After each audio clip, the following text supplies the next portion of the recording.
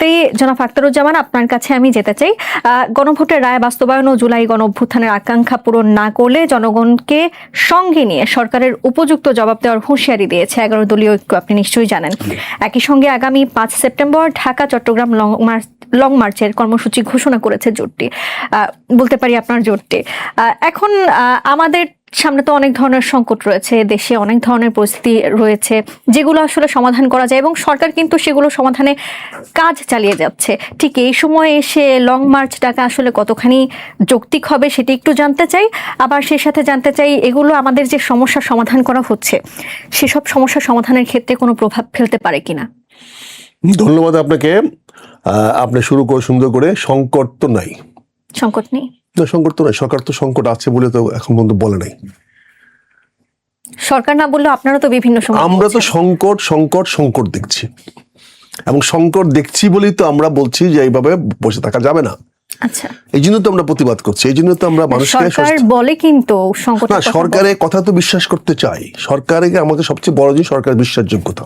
আমার ভাই শাহেদ ভাই আছেন অ্যাক্টিভিস্ট। সরকার কি, সরকার বিশ্বাসযোগ্য। সরকার 5 বছরে করবে, আমি বিশ্বাস করতে চাই তো সেটা।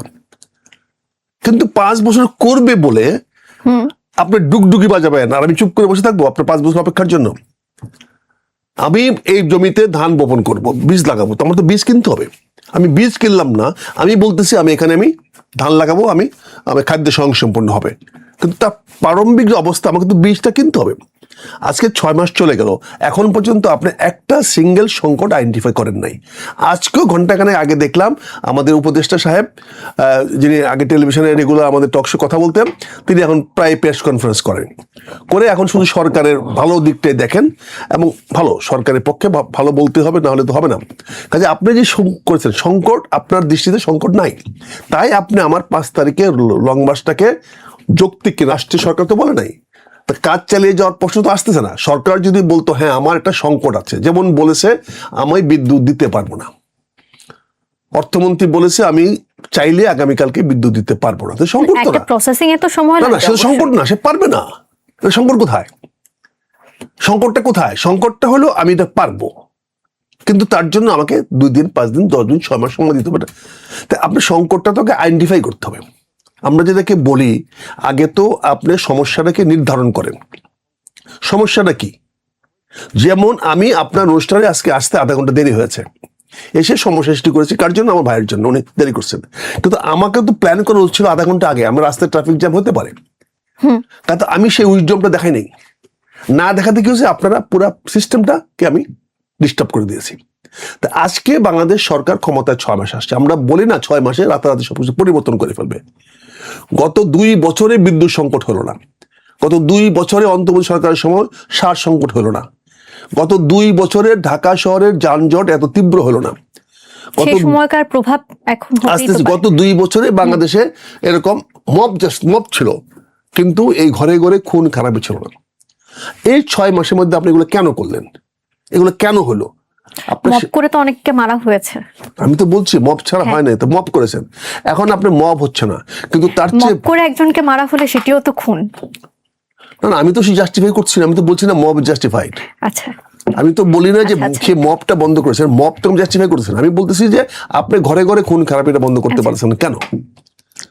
কেন আপনি পুলিশকে আজকে, আমার মাদক বাহিনী আছে, পুলিশকে আপনি মাদকে লাগাই দিচ্ছেন। মাদক আর পুলিশ তো এক কাজ নয়। মাদক যখনই হাতে থাকবে অপরাধ সংগঠিত হয়ে গেছে, এখানে তদন্ত করার কিছু নাই। আমার ভাই ব্যাপারে অনেক কথা বলেছেন, মাদক নিয়ে অনেক আলোচনা আছে। একটা লোকের হাতে যখনই মাদকটা পেয়ে যাচ্ছেন, আর তো তদন্ত করার দরকার নাই, পুলিশ তো তদন্ত করবে। সো মাদক নিয়ন্ত্রণ অধিদপ্তর আছে। এমনও তো হতে পারে তাকে ফাঁসানো হয়েছে কখনো না কখনো, সেক্ষেত্রে তার মানে সরকারের প্রতি পুলিশের প্রতি আমার প্রচন্ড আস্থাহীনতা। আচ্ছা, এই আস্থাহীনতা দিয়ে তো পুলিশ রাখতে পারবো না। পুলিশ তো আমার বন্ধু। আমি তো আমার যেন একটা নারী সামনে 2টা লোক আছে, একটা পুলিশ আর একটা যাকে আক্রমণ করতে আসছে, নারীটা কোন দিকে যাবে? দুজনে তো পুরুষ, কিন্তু সে নারীটা তো পুলিশের দিকে দৌড়ে যাবে, কারণ সে পুরুষ না, সে হলো পুলিশ। আর যে লোকটা তাকে আক্রমণ করতে আসতেছে সে তো মানুষ না, পুরুষ না, সে আক্রমণকারী। তো এই আক্রমণকারী পুলিশের মধ্যে পার্থক্য যদি আমরা সমাজে প্রতিষ্ঠা করতে না পারি তাহলে হবে না। কাজে আমি যেটা বলছি, সরকার যদি আজকে বলে সংকট নাই, তাহলে আমাদের লং মার্চ করার কোনো যুক্তি নাই। কিন্তু আমরা দেখছি পদে পদে সংকট। আজকে দেখেন কতগুলো মিল কারখানা বন্ধ হয়ে গেছে। আজকে আপনাদের পত্রিকাতে কালের কণ্ঠে দেখেন কত লক্ষ লোক আজকে, যেখানে চাকরি দেওয়ার কথা 1 কোটি মানুষকে, সেখানে আজকে অ্যাজ অন টুডে 63 লক্ষ লোক কর্মহীন হয়ে গেছে, মিল কারখানা বন্ধ হয়ে গেছে। তাদের কি অবস্থা বলেন? সংখ্যাগত একটু ত্রুটি আছে, হতে পারে, ঠিক আছে, আমরা আচ্ছা কম বলে আচ্ছা না হয় বললাম 6,000-ই বলি। আপনি শেষ করেন, তারপর না, আমরা দেখেন আপনি এই যে একটা নতুন পেশা শুরু হয়েছে গত কয়েক বছর ধরে, সেটা হচ্ছে অন্তর্বর্তী সরকারের সময় তো 1400 কলকারখানা বন্ধ হয়েছে শুধুমাত্র ঢাকা আর গাজীপুরে। না, সেটা বন্ধ হয়েছে বলে তো সরকারকে আমরা রাখি নাই, সেটা পারি নাই বলে তো সেই সরকার আপনাকে কতগুলো টার্মসকে আপনার রেফারেন্স পারমিশন নিতে গেলে রাখা হয়নি নাকি নির্বাচনের মাধ্যমে আমরা নতুন যে কোনো মাধ্যমে, মানে কি তাকে তো আমরা রাখি নাই, তার নির্বাচনের প্রয়োজন তো কারো পড়লো, তাকে সরকারে বসানোর সময় নির্বাচনের প্রয়োজন পড়লো না, তাকে সরানোর জন্য নির্বাচন প্রয়োজন পড়লো কেন? সে যেহেতু আমার প্রত্যাশিত কাজ করতে না, আমরা রেফারেন্স পয়েন্টে যেন বলবেন, আপনি যখন অ্যাঙ্কার করবেন, অ্যাঙ্কার তো মুভ করতে পারবে না, তাহলে তো পুরো জিনিসটা মুভ হয়ে যাবে।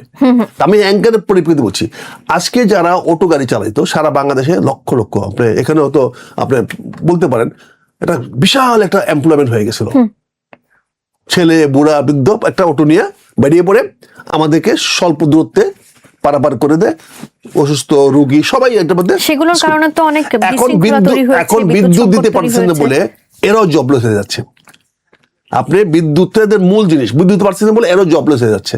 ফলে কি হচ্ছে, পুরো বাংলাদেশের চিত্রটা কিন্তু ঢাকা শহর না, আপনি সারা বাংলাদেশে একটা হাহাকার। আজকে দেখেন গত 24 ঘন্টায় অন্তত 5টা জায়গায় আপনাদের নিউজে আসছে যে সার নিয়ে মারামারি হচ্ছে, সার ডিলারকে ধরিয়ে না মারপিট করা হচ্ছে। এটা তো আমাদের বক্তব্য না, আপনাদের পত্র পত্রিকা এবং বিভিন্ন সোশ্যাল মাধ্যমে।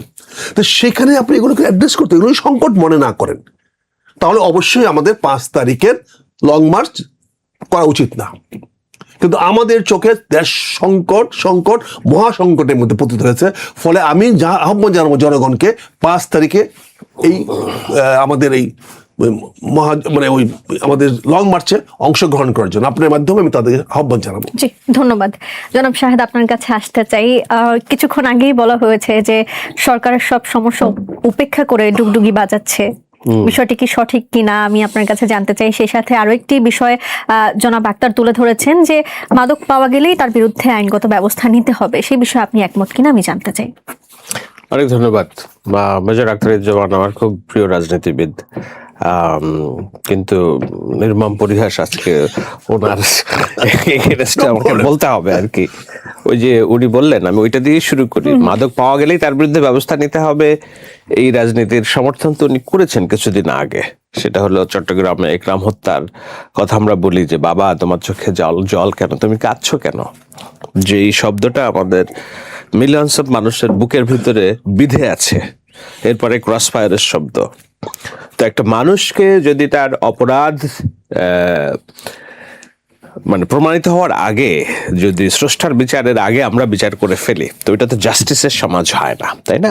সো বাট আমি এই জন্য বলছি, বাট মাদকের এগেনস্টে আমার অবস্থান সবসময় খুব স্ট্রং। কিন্তু আমরা শেখ হাসিনার বিচার ব্যবস্থা ফিরিয়ে আনবো কিনা, যে বিচার ব্যবস্থার সমর্থক ছিলেন এক সময় মেজর আখতারুজ্জামান, আমি ওইদিকে যেতে চাই না। যেটা বলতে চাই সেটা হলো যে দেখুন, বিরোধী দলের রাজনীতি, আমি তো উনি পরিচয় করে দিলেন জামাত নেতা, আমি তো আর বলতে পারছি না আমি বিএনপি নেতা। আমি একটা নৈবিত্তিক জায়গা থেকে কিছুটা ব্যাখ্যা করার চেষ্টা করছি। সেটা হলো বিরোধী দল তাদের রাজনীতি করবে, এটা নিয়ে সরকারকে ধুয়ে ফেলে দিবে, চাপে রাখবে, that's politics, that's beauty of democracy. এবং সেটার জন্য যদি 5 তারিখে লং মার্চ করে, I don't see any problem.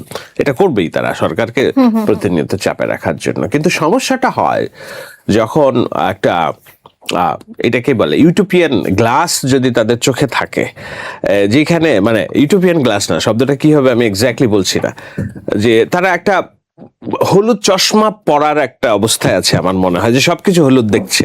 এখন সমস্যাটা দুনিয়া হলুদ না তার শরীরে হলুদের মাত্রা বেড়ে গিয়েছে, সেটা একটা বিষয়। ডায়াবেটিস বাড়লে তো শরীরে হলুদের মাত্রা ওরকম কিনা, জন্ডিস হলেও হয়। জন্ডিসের কথা আমি বলছি। তো এখন আজাদ সাহেব উনি খুব ভালো একজন সিনিয়র নেতা, উনি বললেন 6 মাসে 500 না 600 গুম হয়েছে। What kind of nonsense! যেখানে দাবি করা হচ্ছে যে দেশে এই 6 মাসে 201টা গুমের 4 মাসের একটা কেসের কথা আমি শুনেছি, এটা দাবি করা হচ্ছে, পুলিশের পক্ষ থেকে এখনো ব্যাখ্যা দেয় নাই। আর একটা নোন কেস নাই যে এইখানে কেউ এই ধরনের অপরাধের শিকার হয়েছে। উনি হঠাৎ করে কোত্থেকে এটা বললেন এবং সারাদিন এটা লিড নিউজ হইল। পরে উনি বললেন যে এটা স্লিপ অফ টাং। তো আমি বললাম জন্ডিস কেন, সবকিছু হলুদ দেখছে, তারা মনে করছে সব শেষ হয়ে গেছে দেশে। সেই জায়গা থেকে একটা উদ্বেগ উৎকণ্ঠা যে আছে, সেটার আমরা মনে হয় যে একটু ব্রেকে পা দেওয়া দরকার। মানে আমরা মানে কাউকে থামানো দরকার না, বাট নিজে থেকে ব্রেকে পা দেওয়া দরকার।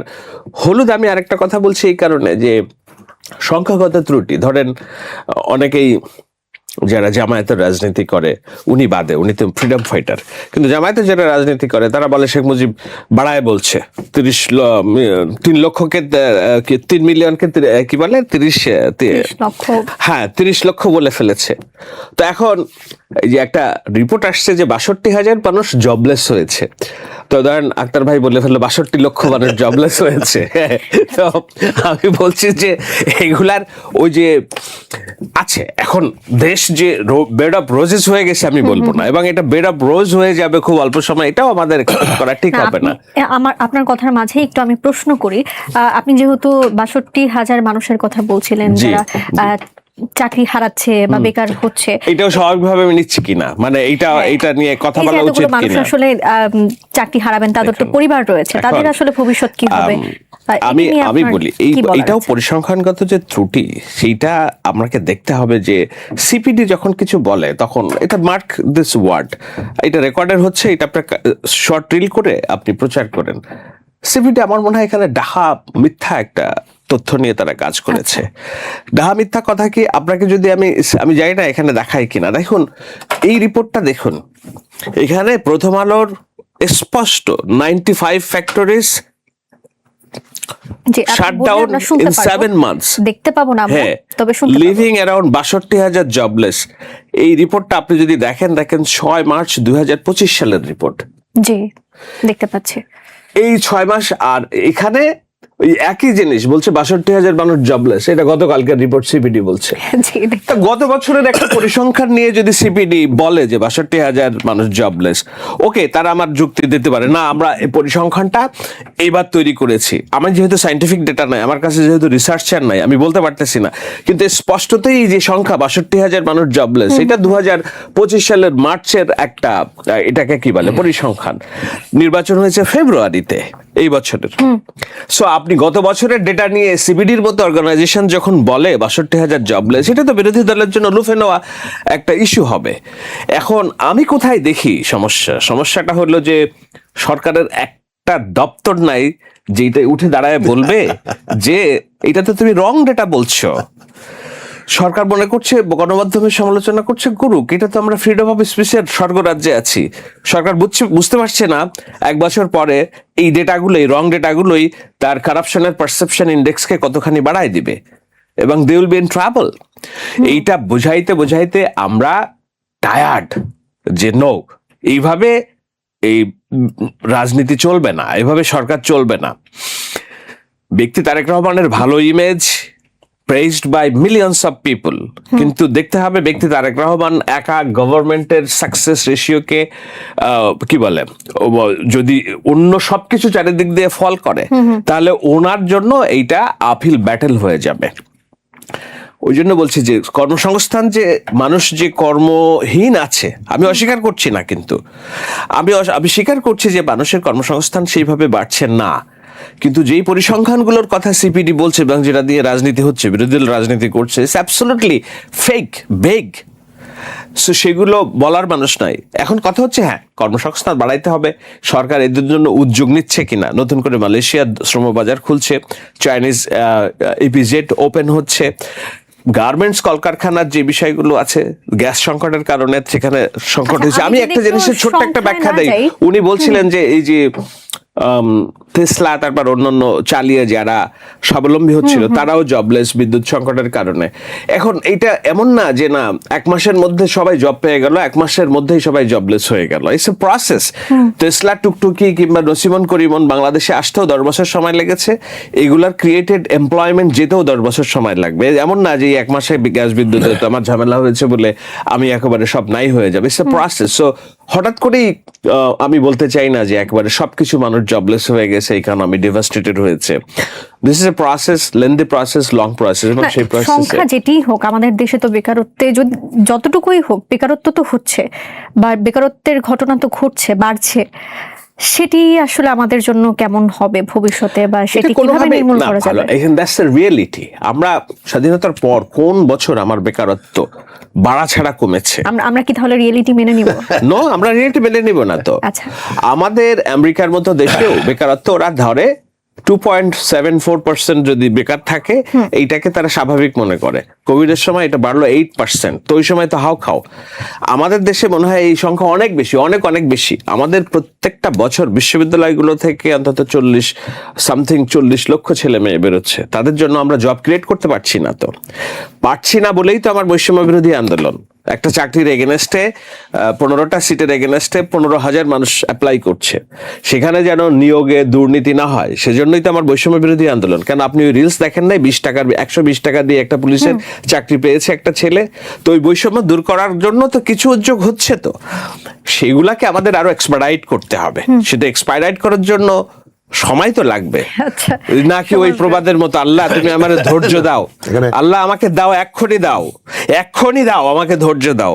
মানে আমরা তো কাজ, সরকার থেকে সময় দিতে হবে কাজ করার জন্য। আমি যদি 5 মাসের মধ্যে যদি বলি আমার সব দূর করে দাও, সব ঠিক করে দাও, ওইটা তো সম্ভব না, তাই না?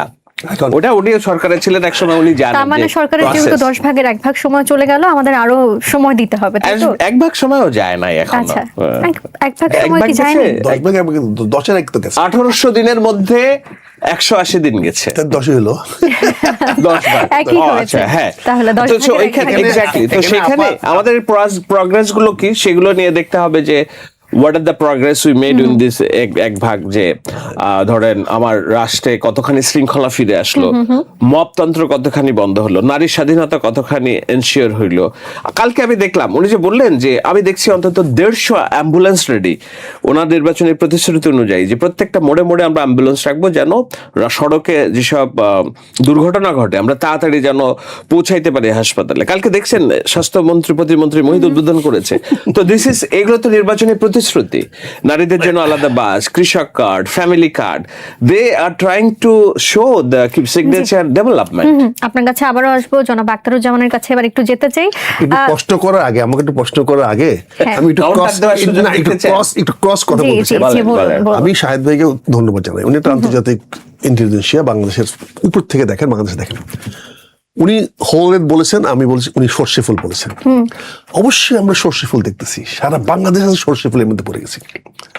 আমরা হতবিহ্বল হয়ে গেছি, কি করব, আমাদের কি করণীয়? হ্যাঁ, আমাদের আজাদ সাহেব বলেছেন গুম হয় নাই, কিন্তু কাকতালীয় বলে উনি স্বীকার করে একটা গুম হয়েছে।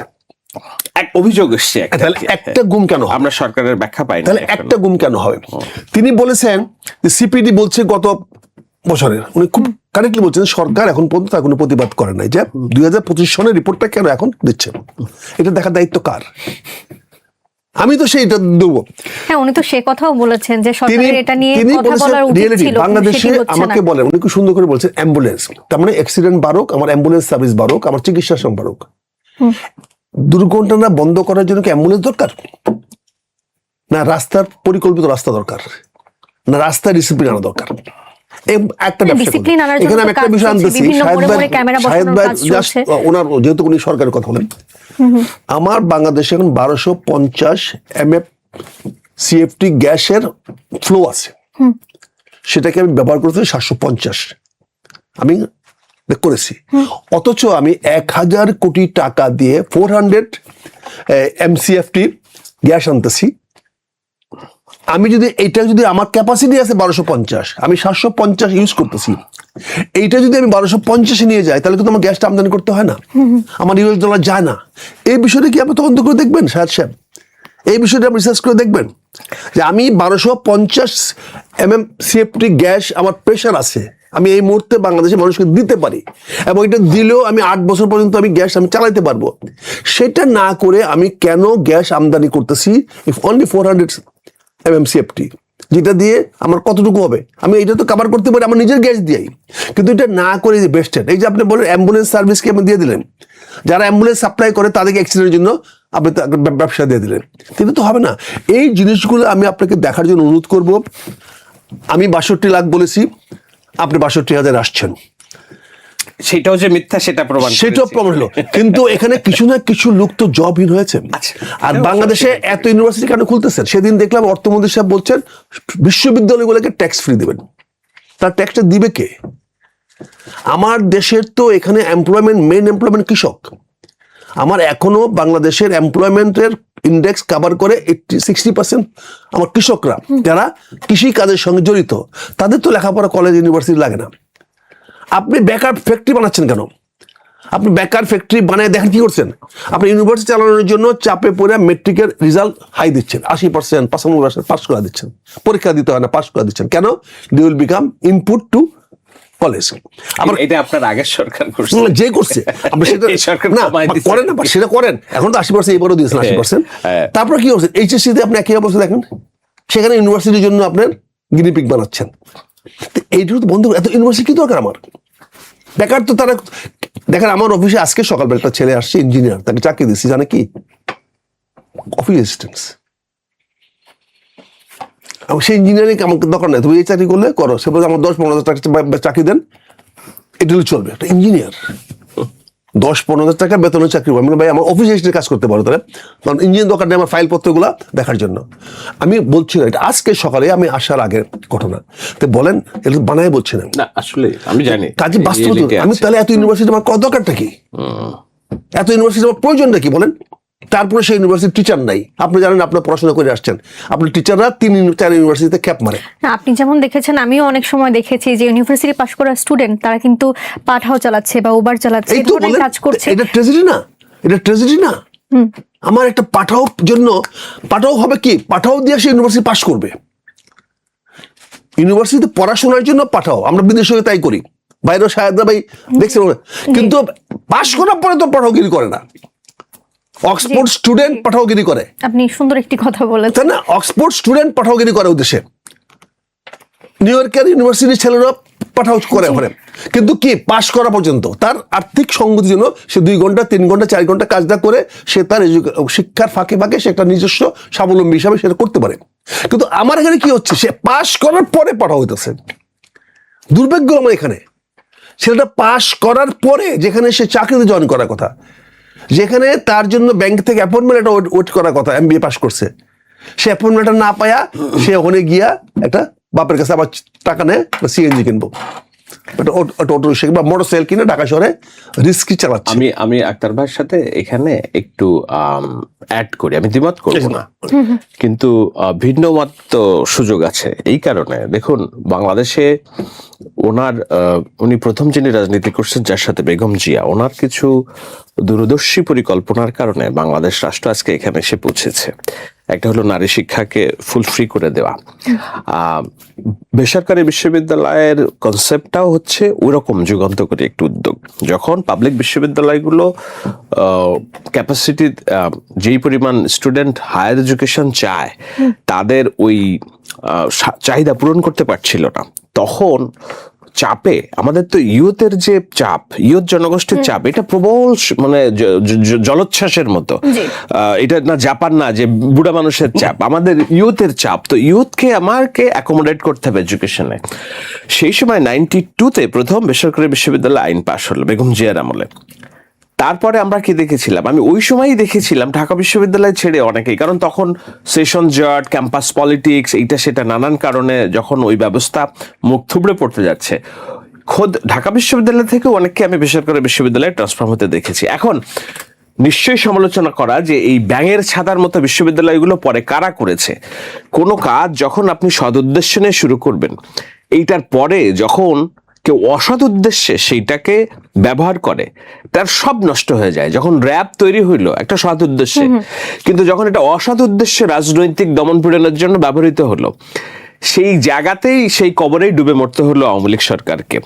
বেসরকারি বিশ্ববিদ্যালয় শুরু করলো বেগম জিয়া, গুটি কয়েক বিশ্ববিদ্যালয় দিয়ে, BRAC university, north south university, এগুলাকে দিয়ে একটা প্রতিযোগিতামূলক পরিবেশ তৈরি করলো।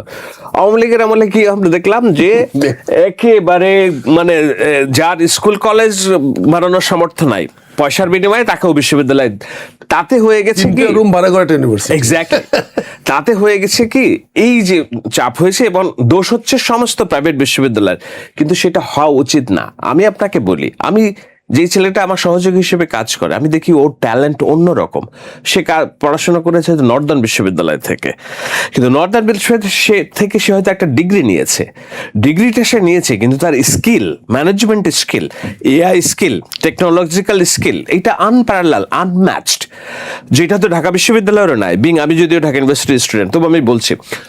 সো সবাই যে খারাপ বের হচ্ছে নর্দার্ন বিশ্ববিদ্যালয় থেকে এটা না, প্রাইভেট বিশ্ববিদ্যালয় থেকে কিছু কিছু, আমার নিজের ওয়াইফ এশিয়া প্যাসিফিক থেকে পাশ করছে, she is working as a engineer আপনার যুক্তরাষ্ট্রে। তো আমার এই যে জলোচ্ছ্বাসের মতো তারুণ্যের জনগোষ্ঠী, ওনাদেরকে যদি আমরা একটু এডুকেশনের সুযোগ করে দিতে পারি, কে জানে আল্লাহ কার মধ্যে কোন প্রতিভা রেখেছে যে তার দ্বারা দেশের সমাজের উন্নতি হবে না। কিন্তু সেই জায়গায়, হ্যাঁ, সেই জায়গায় এই যে গণহারে নষ্ট করা হলো যে বিশ্ববিদ্যালয়ের পরিবেশ, বিদ্যালয়ের পরিবেশ, সেইটাকে আমার মনে হয় তারেক রহমানের সরকার, বেগম যে একটা ভালো কাজ করেছিল, তারেক রহমানের সরকারকে ওইটাকে আমলে নিয়ে এখন কিছু রুলস রেগুলেশন এবং নতুন করে ভাবতে হবে, কিভাবে এগুলো আগানো যায়। জি, আমি আবারও একটু জনাব আখতারুজ্জামান আপনার কাছে ফিরতে চাই। তখন তো প্রশ্ন করতে পারিনি, প্রশ্নটি আমি রাখি। আপনাদের জোটকে অনেকে শক্তিশালী বিরোধী দল বলছে না, অনেকে মনে করছে না যে আপনারা শক্তিশালী বিরোধী দল, সেটি আসলে কেন? কারেক্ট, আমি তো আগে বললাম যে কারেক্ট, শক্তিশালী বিরোধী দল যদি আমরা হই, তাহলে সরকারকে তো রাস্তা নামতে দিতে পারবে না, সরকারকে হটাইতে হবে, হটানোর মতো ক্ষমতা থাকতে হবে। তা আমরা সেই শক্তি অর্জন করতে চাচ্ছি না, আমরা চাচ্ছি সরকার 5 বছর ক্ষমতায় থাকুক। আচ্ছা, আমরা এখানে জাস্ট একটা মৃদু বাতাস হিসেবে কাজ করব। আমরা সরকারকে শুধু যাতে শ্বাস প্রশ্বাসে সহায় হয়, অক্সিজেন দেওয়া যায়, সেই ব্যবস্থা করব।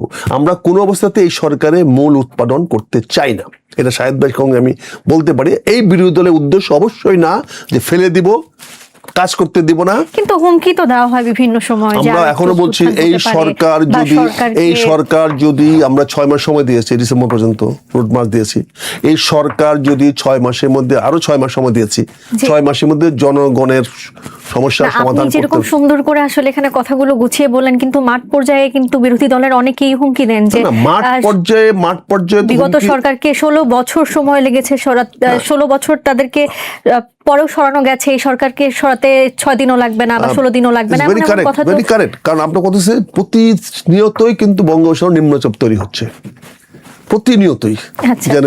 কিন্তু সব নিম্নচাপ তো বাংলাদেশে আঘাত করে না, কখনো উড়িষ্যা আঘাত করে, কখনো অন্ধ্রে আঘাত করে, কখনো ওই মাদ্রাজে আঘাত করে, কখনো গিয়া ওই মায়ানমারে পাহাড়ে গিয়ে ধসে পড়ে। কিন্তু নিম্নচাপ কিন্তু প্রতিনিয়তই হচ্ছে। যে নিম্নচাপগুলো আমাদের দিকে মুখী, সেইগুলো খবর আমরা দেই যে এই নিম্নচাপটা আসছে, বাংলাদেশের জন্য এফেক্ট হবে। যেমন আমাদের বৃষ্টি হয়, ঝড় হয়, আজকে 4 দিন ধরে বৃষ্টি হচ্ছে, কারণ ওখানে একটা নিম্নচাপ দেখা দিয়েছে। এখন যদি নিম্নচাপ না হয়, তাহলে বাংলাদেশে বাতাসই আসবে না, কারণ নিম্নচাপ যদি না হয় তাহলে বাতাস চলবে না, তো বাতাস না চললে আমরা তো মরুভূমি হয়ে যাব। জলবায়ু যদি না আসে, মেঘ না আসে, বৃষ্টি না হয়, তাহলে বাংলাদেশ মরুভূমি হয়ে যাবে। আমরা ওই সতর্কীকরণ করতে চাচ্ছি সরকারকে, আমরা বলতে চাচ্ছি যে নিম্নচাপ সৃষ্টি হচ্ছে প্রতিনিয়ত, তুমি যদি এই বিষয়ে সজাগ না হও, তুমি যদি এই ব্যাপারে সাবধান না হও, তাহলে আমাদের আলোচনাগুলো বা এই যে সচেতনতাগুলো, এগুলো তো আলোচনার টেবিলে বসেও হতে পারে। আলোচনার টেবিলের জন্য আমরা গত 4 দিন ধরে বলে আসতেছি, এখানে সাবজেক্টে বলে যাচ্ছি যে আপনি ভারত যাবেন কি যাবেন না, এই যে সংকট আপনি বলছেন না, আমরা বলছি সংকট, এইটা নিয়ে এখন পর্যন্ত আপনি বিরোধী দলে ডাকেন নাই। সংকট বলছে না সরকার, কি সংকট বলছে না? সরকার সংকট তো বলতে হবে, ডিক্লেয়ার করে বলতে হবে, আমাকে হেল্প করেন। এই সরকার আজকে 5 দিন ধরে এইভাবে এই যে কথাবার্তা হচ্ছে, সরকার তো বলতে পারে রাষ্ট্রের বিরুদ্ধে আমরা একটা সেশন ডাকি। আপনি দেখেন যখন পাকিস্তানের সঙ্গে যখন ইন্ডিয়া যুদ্ধ করছে, পাকিস্তান তো সংসদ ডাকে না, কিন্তু ইন্ডিয়া সংসদ ডাকছে, ইন্ডিয়া সমস্ত বিরোধীকে ডাকছে। আমরা এখানে আপনি বলেন, আজকে যদি আপনি বলেন আমরা রোড মার্চের আহ্বান জানিয়ে দিছি, আপনি আমাদেরকে ডাকেন, আপনি বলেন ঠিক আছে আপনি রোড মার্চ 5 তারিখ করেন, কিন্তু এর আগে আমি আপনার সঙ্গে বসতে চাই, আপনি কি আমার সঙ্গে কাপ চা খান, আসেন বলেন আপনি কি চাচ্ছেন, আমরা কি ভুল করতেছি বা কিভাবে করলে হয়, এটার আভাস আছে কোনো? আপনি যেখানে 20 তারিখে সংসদ ডাকার কথা, সেখানে পিছায় 7 দিন পিছালেন কেন? 27 তারিখে কাকে জিজ্ঞাসা করে পিছালেন? কার সঙ্গে আলোচনা করলেন? বিরোধী দলকে জিজ্ঞাসা করলেন না একবার? আপনি 27 তারিখ নিয়ে গেলেন, তো এটা স্বেচ্ছাচারিতা না?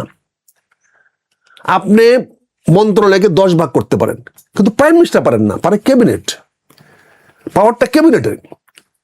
প্রাইম মিনিস্টার বরাদ্দ দিতে পারে না, ওনার ডিসকাশন ফান্ডে বরাদ্দ দিতে পারে, উনি বলতে পারেন না ভোলা রাস্তা হবে। Is not president system of government. Cabinet সিদ্ধান্ত নিতে হবে, একনেক সিদ্ধান্ত নিতে হবে, আমি ভোলাপন্ত রাস্তা করব। আপনি সস্তা রাজনীতি করতে পারেন না, এখানে বুঝতে হবে রাজনৈতিক পরিভাষা বুঝতে। আপনি প্রাইম মিনিস্টার, আপনার সিদ্ধান্তের ক্ষমতার কেন্দ্র হলো ক্যাবিনেট। ক্যাবিনেটে বসে আপনি যে কোনো সিদ্ধান্ত নিতে পারেন, আপনার সকল মন্ত্রী আপনার তো বিরোধী মন্ত্রী নাই, সেখানে আপনি বসে ক্যাবিনেটের সিদ্ধান্ত নেন আমি ভোলাপন্ত এক্সপ্রেসওয়ে করব, আমি আমার মন্ত্রণালয়কে 2 ভাগ করব। আপনি কিভাবে একটা মন্ত্রণালয়কে 1 and 2 করতে পারেন? আপনি পররাষ্ট্র মন্ত্রণালয় 1, পররাষ্ট্র মন্ত্রণালয় 2 কিভাবে করতে পারেন? কোন আইনে করতে পারেন? সংবিধানে কোন ধারায় করতে পারেন? আমি শাহেদ ভাইয়ের কাছে অনুরোধ করব, দেখেন, হ্যাঁ আপনি পারেন, কখন পারেন? ক্যাবিনেটে বসে। ক্যাবিনেটে বসে আপনি যে কোনো কিছু করতে পারেন। সংসদে বসে, এই সংসদে 2/3 মেজরিটি আছে, আপনি যা খুশি তা করতে পারেন, সংবিধান আপনাকে সংসদে ক্ষমতা দিয়েছে, কিন্তু not to the prime minister. এখানে আমাদের আপত্তি। প্রধানমন্ত্রীকে কোনো ব্যক্তিগত ক্ষমতা নাই রাষ্ট্র তার ইচ্ছা মতো পরিচালনা করার। এই জিনিসগুলো আমরা প্রতিবাদ করতেছি, আমরা অব্যাহত রাখবো। আমরা জনগণকে বলবো 6 মাস সময় দিয়েছে, আমাদের বিরোধী দলের নেতা 6 মাস সময় দিয়েছে, এটাকে দুর্বলতা মনে করবেন না। এখনো সময় আছে, 5 তারিখ আগে বসেন।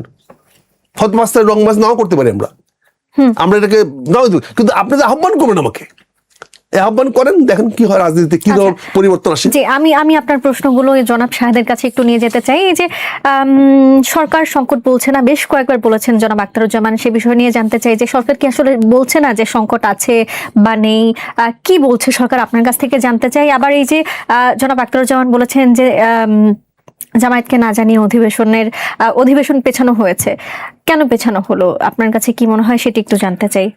এটা একটু ছোট করে জানবো, এরপরে আমার আরো একটি প্রশ্ন রয়েছে। বিষয়টা হলো যে এইসব অভিযোগ থাকবেই, আমি এটাকে খুব খারাপ কিছু দেখি না। মানে আমার সমস্যা হচ্ছে আমি এত মাত্রায় লিবারেল পলিটিক্স প্র্যাকটিস করি যেখানে স্বেচ্ছাচারিতার অভিযোগ যেহেতু করেছেন, আমি জানতে চাই স্বেচ্ছাচারিতা হচ্ছে কিনা। না, এখন ওনাদের দৃষ্টিতে মনে তো হতেই পারে যে স্বেচ্ছাচারিতা, কেন আমাদের সবকিছু দিয়ে দিচ্ছে না, আমাদেরকে কেন রাষ্ট্রপতি বানাচ্ছে না, আমাদের অনুমতিতে কেন দেশ চলছে না, তাই না? কিন্তু ম্যান্ডেট তো জনগণ দিছে মেজরিটি একটা পার্টিকে, সো তারা মনে করবে যে না উই গেট আমরা এখন, আমি যে যদি সাকসেসফুল না হই, আমি তো আর বলতে পারবো না যে জামাত বিরোধী দল ছিল বলে ও তাদেরকে আমি সাথে নিই নাই বলে আমি ব্যর্থ হয়েছি। মানুষ এটা খাবে না। আমি বলছি আপনি ক্যাবিনেটে আলোচনা করেছেন, আপনি সংসদ আলোচনা করেছেন, আপনি দলে আলোচনা করেছেন, টেকনিক্যাল বিষয়। আমি দলকে ভোট দিয়েছি, আপনি তো তারেক রহমান সাহেবকে কেউ ভোট দেন নাই, এখানে তারেক রহমান সাহেবকে তো কেউ ভোট দেন নাই, ভোট দিয়েছে এই ধানের শীষে মার্কাকে। সেখানে সিদ্ধান্ত দলে নিতে হবে, ক্যাবিনেট নিতে হবে। আপনি ক্যাবিনেটের সিদ্ধান্ত নেন নাই কেন? ঠিক আছে, তাহলে আপনি ক্যাবিনেট না নিয়ে যে সিদ্ধান্ত কার্য করবেন সেটাকে আমরা সরে যাব। আমি যতদূর জানি গতকাল ক্যাবিনেট মিটিং এ এই মন্ত্রিসভার বিভাজনটা ক্যাবিনেট, আমি যতদূর জানি, আমি একদিন আগে প্রকাশিত হয়েছে। হ্যাঁ ভাইয়া, না প্রজ্ঞাপন প্রকাশিত হয়েছে ক্যাবিনেটের পর। না ভাই, একদিন আগে। ক্যাবিনেট তো কালকে সোমবার দিন বসেছেন আপনি, হ্যাঁ, কিন্তু আপনি তো সিদ্ধান্ত আপনি দেখেন, পত্রপত্রিকা দেখেন। আচ্ছা, তো আমি এই জন্য বলছি এটা টেকনিক্যাল বিষয়, আমি এই বিষয়ে যাচ্ছি না। আমি সেইটা কিন্তু যে স্বেচ্ছাচারিতার অভিযোগ করেছেন, ক্যাবিনেট আপনার, সেইটা সংসদ আপনার, আপনি ক্যাবিনেটে বসে সিদ্ধান্ত নেন, সংসদে বসে সিদ্ধান্ত নেন, কিন্তু ব্যক্তিগত সিদ্ধান্ত নেবেন না। এটা আমার অনুরোধ। আমি বলছি যে স্বেচ্ছাচারিতার অভিযোগ, হয়তো এই জায়গায় আমি স্পেসিফিক বলছি না যে না ঠিক হয়েছে কিনা রাইট হয়েছে, কিন্তু স্বেচ্ছাচারিতার অভিযোগটা করা আমার মনে হয় যে কিছুটা অতিরঞ্জনী হবে। কেননা আমি যদি শেখ হাসিনা কম্পেয়ার করি, এটা কম্পেয়ার করি, আমি আপনাকে ফ্যাক্ট চেকের জন্য বলছি, ফ্যাক্ট চেকের জন্য বলছি। সাধারণত কার্য উপদেষ্টা কমিটি আছে সংসদের, যারা বসে সংসদের ডেট, দিন, তারিখ বিষয় আলোচনা হবে। আপনি খবর নিয়ে দেখেন, সংসদ সচিবকে প্রধানমন্ত্রী অফিসে ডাকানো হয়েছে, ডাকায় তাকে বলে দেওয়া হয়েছে 20 তারিখে আপনি কল করবেন না, আপনি 27 তারিখে কল করেন। এবং সেখানে স্পিকার ইন্টারনেট কথা আমি গেলাম না। এখন ওই সচিব আক্তার সাহেব এক্সপ্লেনেশন দিয়েছে, আমাকে বলেছে আমার ঘরে কটা মাথা, I have to ওবে it. Opposition তো চার্জ করছে তুমি কেন দিলা, সে তো জবাব দিয়েছে, আপনি তদন্ত করে দেখেন। আমি বলছি ক্যাবিনেট আপনার, ক্যাবিনেটে কেউ বিরোধী দল নাই, সংসদে আপনার 2/3 মেজরিটি, ওভার 2/3 মেজরিটি, খালি অনলি ক্লিন 2/3 না, ওভার 2/3 মেজরিটি, 2/10 জন না আসলেও আপনার কিছু আসে না। সেইখানে আপনি কেন বিষয়গুলোকে রেগুলাইজ করে নিয়ে আসতেছেন না, কেন গণতান্ত্রিক ভ্যালুজগুলো নিয়ে আসতেছেন না? আপনি 6 মাস ধরে চলে গেলেন, আপনি একটা পার্টির একটা ধন্যবাদ মিটিংও করলেন না। আপনি যে পার্টিটা ক্ষমতায় আসলো, একটা মহাসচিবকে রাষ্ট্রপতি বানায় ফেললেন, সে মহাসচিবকে দিয়ে আপনি একটা ধন্যবাদ দেওয়াতে পারলেন না যে তুমি ভাই ইউ হ্যাভ ওয়েল ডান। তো এই যে গণতান্ত্রিক প্রক্রিয়াগুলো আপনি করতেছেন না। শেখ হাসিনা কি করছে আমার জানার দরকার নাই। শেখ হাসিনা, আমি এই সরকারকে অনুরোধ করবো আপনি গণতান্ত্রিক প্রক্রিয়াটা ফলো করেন, দয়া করে ফলো করেন। না, এখানে আমি বলি যেটা বলা সেটা হলো যে এই জন্য আমি বলছি অতিরঞ্জন হয়ে যাবে এই কারণে যে ধরুন আমরা বাংলাদেশের ইতিহাসে কোনোদিন দেখি নাই যে সরকার এবং বিরোধী দলের মধ্যকার এই যে সৌজন্যের যে রাজনীতি। প্রেসিডেন্ট নির্বাচিত হয়েছেন ফখরুল, উনি চাইলে নির্বাচনের পর ডায়াস থেকে বেরিয়ে যেতে পারতেন না, যে উনি বিরোধী দলের কাছে গেছেন আগেও, তারা অপেক্ষা করছিল। বিরোধী দলের প্রধানকে ডেকে নিয়ে নিজের রুমে ডেকে নিয়ে বলেন যে আপনার নিজের আসনের দায়িত্ব আমি নিচ্ছি, আচ্ছা ঠিক আছে আপনার কতজন সংসদ সদস্য আছে, প্রত্যেকজনের জন্য আমরা 20 কোটি টাকা করে বরাদ্দ করছি আপনার উন্নয়ন কর্মকাণ্ড পরিচালনা করার জন্য। বিরোধী দলীয় নেতার আসনের কাজ যেন ঠিক মতো হয় এজন্য স্থানীয় সরকার প্রতিমন্ত্রী এবং ঢাকা উত্তর প্রশাসককে আপনি দিচ্ছেন। তো অসহযোগিতাটা যদি বলেন এর পরেও, তাহলে ওই যে কলিজা কেটে দিলেও মন পাওয়া যায় না যেটা, সেটারও একটা বিষয় হইতে পারে। ওই জন্য আমি বলছি যে এইটাকে যদি স্বেচ্ছাচারিতা বলেন তাহলে আমার মনে হয় একটু অতিরঞ্জন হবে। হ্যাঁ, চাওয়ার তো কোনো শেষ নাই, মানে আমরা চাইতেই পারি, কিন্তু সেই জায়গায় দেখা যাচ্ছে যে বাস্তবতার নিরিখে কতখানি আমরা কখন দেখেছি এর আগে যে বিরোধী দলের প্রতি সৌজন্যমূলক আচরণ করে সরকার? করে না। তো সেই জায়গায় আমরা দেখছি এই কালচারগুলো। হ্যাঁ, আরো বেশি করা যেত কিনা। ছোট করে জানি আরো একটি প্রশ্ন রয়েছে, বলেন। আমার এই বিষয়ে আমার উত্তর শেষ। আপনি নিশ্চয়ই দেখেছেন যে 2 দিনের ব্যবধানে ব্রাহ্মণবাড়িয়ার কিশোরগঞ্জে কনসার্ট বাতিলের ঘটনা ঘটেছে এবং এটি নিয়ে কিন্তু সাংস্কৃতিক কর্মকাণ্ডের যে নিরাপত্তা স্বাধীনতা সেটি নিয়ে প্রশ্ন উঠেছে। অন্তর্বর্তী সরকারের আমলে এই ধরনের আমরা বেশ কয়েকটি ঘটনা দেখলেও নির্বাচিত সরকারের আমলে আসলে এই ধরনের ঘটনা কি বার্তা দেয় বা এটাকে আপনি কিভাবে দেখছেন জানতে চাই। একমাত্র ভালো দিক এই ঘটনার যে 6 মাসে একটা ঘটনা ঘটেছে। আচ্ছা, যেখানে 6 মাসে 60টা ঘটনা ঘটতো সেখানে এখন একটাই নেমে আসছে, এবং ওই একটা নিয়ন্ত্রণ করতে সরকার যেহেতু ব্যর্থ হয়েছে এজন্য তারা যে যুক্তি দিয়েছে যে ব্রাহ্মণবাড়িয়ার ঘটনা আলাদা, এইটা আমি কোনোভাবেই বাই করি না, সাপোর্ট করি না।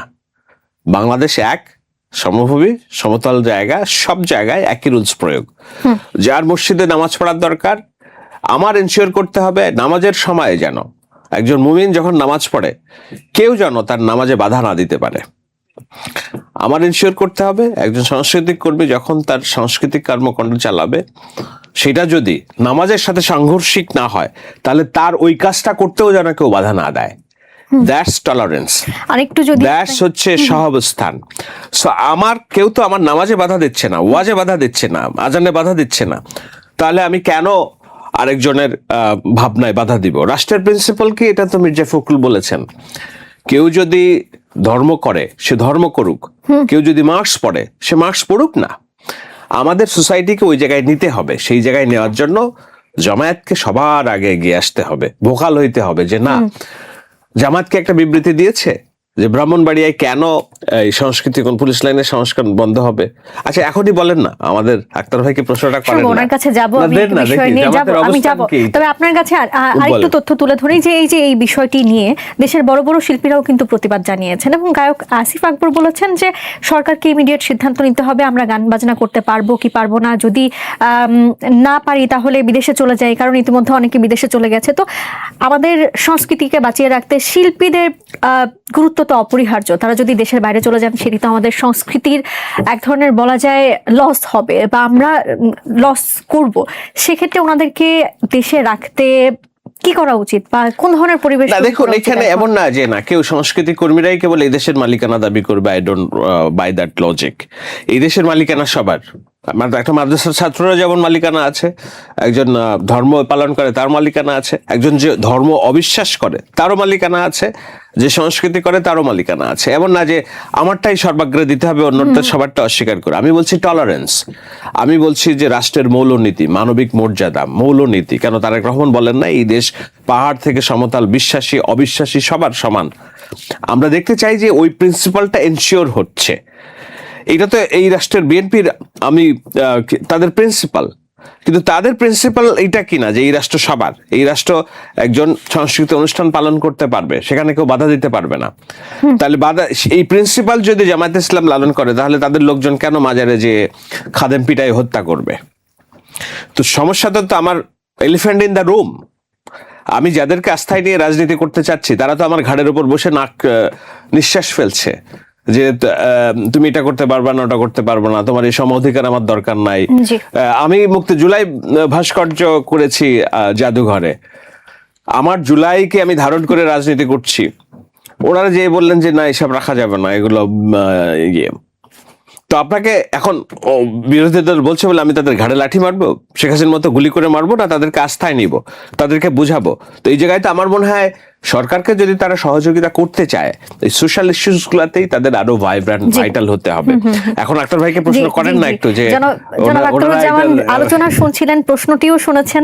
জনাব শাহেদ কিন্তু আপনার কাছে প্রশ্ন রেখেছে যে ঘটনা ঘটেছে ব্রাহ্মণবাড়িয়ার কিশোরগঞ্জে, এই ঘটনা নিয়ে আপনাদের কোনো বিবৃতি দেওয়া হয়েছে কিনা জানতে চাই। অন্ধ হলে কি তাণ্ডব, আপনাদের অবস্থান কি একটু জানতে চাই। অন্ধ হলে কি তাণ্ডব বন্ধ হয় না? আচ্ছা, শাহেদ সাহেব প্রশ্নটা করেছেন, বারবার ইনসিস্ট করে প্রশ্ন করতে। দেখেন জামাত ইসলামে আপনি খেয়াল করে দেখেন, প্রতিটি অনুষ্ঠানে গানের মাধ্যমে শুরু হয়, প্রতিটি অনুষ্ঠানে মাঝে মাঝে গান হয়, যে কোনো না আমি যদি ভুল না করি সেটি একটি আপনারা না যে কোনো জায়গায় দেখেন বলা হয়, যে কোনো জায়গায় দেখেন গানে হয়। এখন প্রশ্ন হয়েছে আপনি সাংস্কৃতিক কাজ করতে দেওয়া হবে না, না সেই ইসলামিক জামাত সাংস্কৃতিক অঙ্গনে কাউকে কাজ করতে পারে কোনো ঘোষণাপত্র আপনি পেয়েছেন? না, ব্রাহ্মণবাড়িয়ার ঘটনায় আপনারা দলীয় বিবৃতি দিয়েছেন কিনা যে এটা ব্রাহ্মণবাড়িয়া দলীয় বিবৃতি আমি এখানে আগ বাড়িয়ে দিব কেন? সরকার তো বলে নাই যে এখানে এটা দায়িত্ব সরকারের, আমি এখানে পক্ষ নিব কেন?